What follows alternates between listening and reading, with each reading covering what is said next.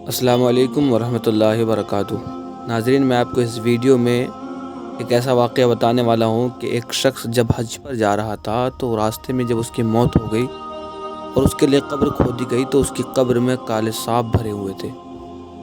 आइए सब कुछ इस वीडियो में जानते हैं।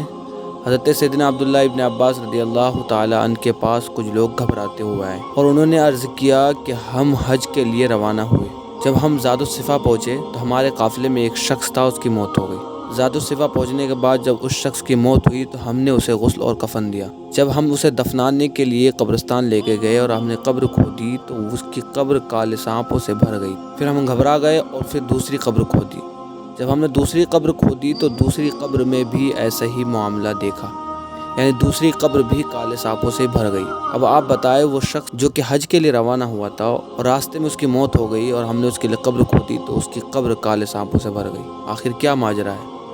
तो हज़रत सैयदना अब्दुल्ला इब्न अब्बास रज़ियल्लाहु ताला अन्हु ने फरमाया कि ये उस शख्स का कीना है कि जिसकी वजह से उसकी कब्र में काले सांप भर गए हैं। उसकी कब्र काले सांपों से भर गई है। उसे उसी हाल में दफन कर दो, यानी उसी कब्र में उसे ले जाकर दफन कर दो। नाज़रीन, आप इससे अंदाज़ा लगा सकते हैं कि एक शख्स जो कि हज के लिए रवाना हुआ है और रास्ते में उसकी मौत हो जाती है तो उसके लिए कब्र जब खोदी जाती है तो उसकी कब्र सांपों से भर जाती है। कीना कितना बड़ा अज़ाब, आप इससे अंदाज़ा लगा सकते हैं।